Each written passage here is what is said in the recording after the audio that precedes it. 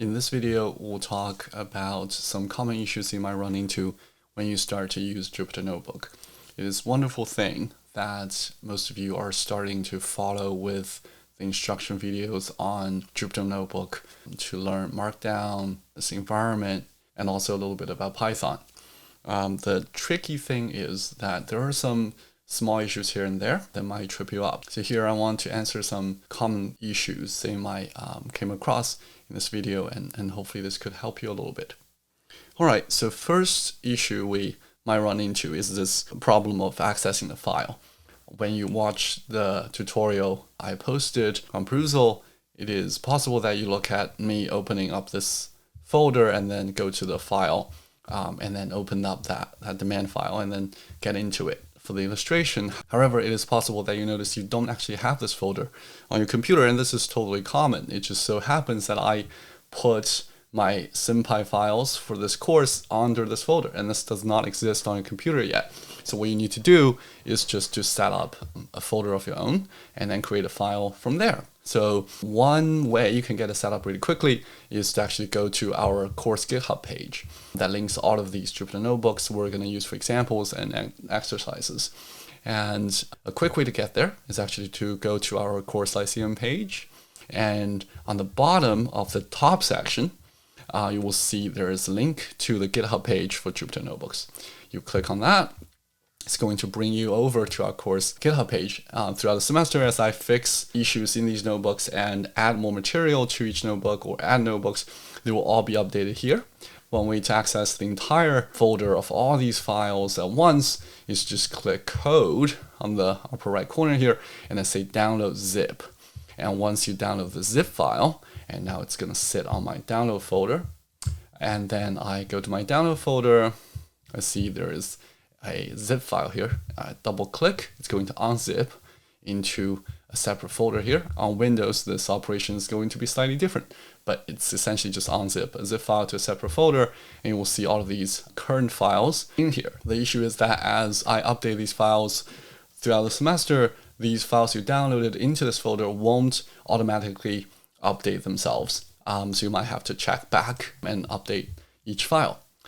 Another way which might be easier is to actually access one file at a time as you need. For instance, in this case, we're starting out with a demand and supply file, which is demand. So you can sort of scroll down to this file. What you can do is click this file. You can already preview the content of the file. And here you will notice on the upper right corner, there is a little button that says raw, and that's referring to the raw file here. You right click on this raw file. It will say save link as. On your browser, or it will be a similar option in Safari or other explorers you use. So just click on this, and it's going to point to, it's going to ask you where do you want to save this.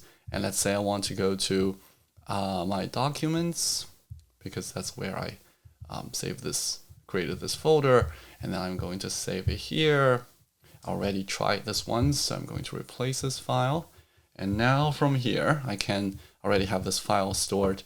And then what I'll do is I'll go to my Jupyter Notebook and I'll see this file structure here. And now my file that was just downloaded is sitting in Documents and then parked in this folder and waiting to be opened. So I'll click on it, it will open up, and there we go. You have the file.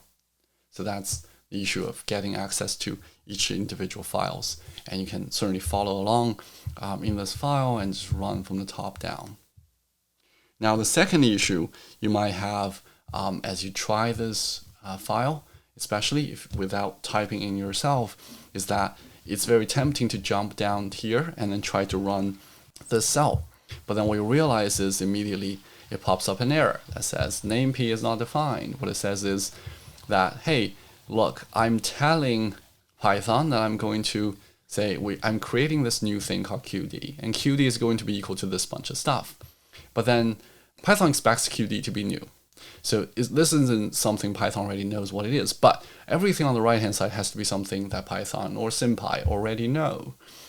Yet Python has never seen P, SymPy has never seen P, has never seen PB, PK, or Y.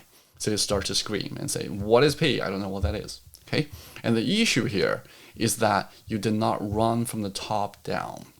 Running code in Python in Jupyter Notebook is very much like performing a live show. in front of an audience. So a new batch of audience comes in, you perform the first scene of your show, the second scene of your show, introduce your characters, introduce your settings, and then you can start telling your story. Now, when I jump down here and start to run this right away, I'm assuming that the audience already know my characters, already know my story, already know the context, and I'm just jumping into the middle of the story and start to go from right there, and the audience is going to start screaming.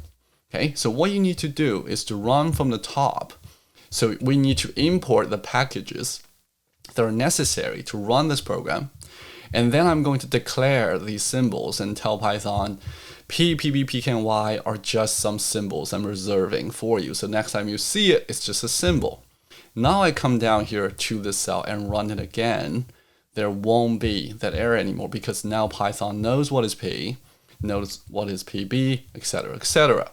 So it's important to recognize that every time you open up this file, you have to run from the top. That's the first thing.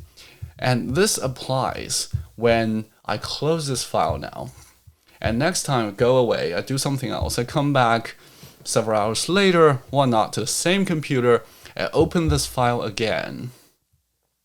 I said, well, I started here, and I already ran until this file, it was fine, and now let me try to run it again.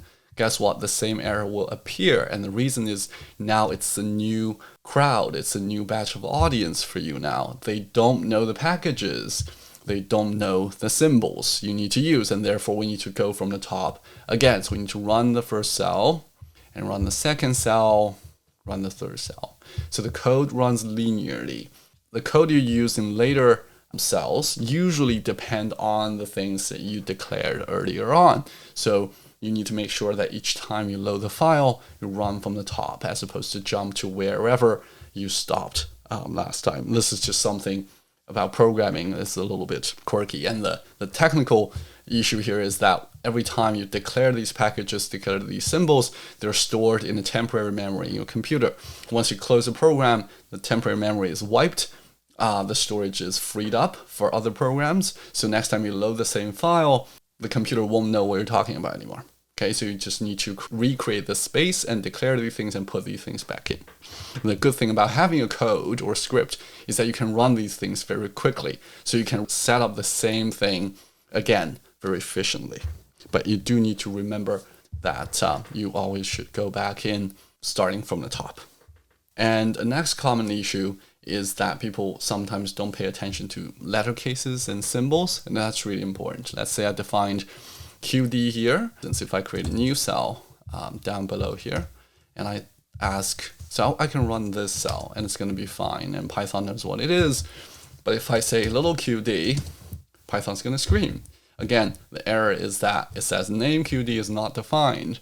SymPy does not know what this item is. The issue is, again, the letter, right? So I have never declared what little qd is, and Python treats little qd and big qd as two completely different objects. So when I define the big one and ask for the little one, it's not going to know what it is. So be careful with spelling, be careful with the symbols, and be consistent throughout your file.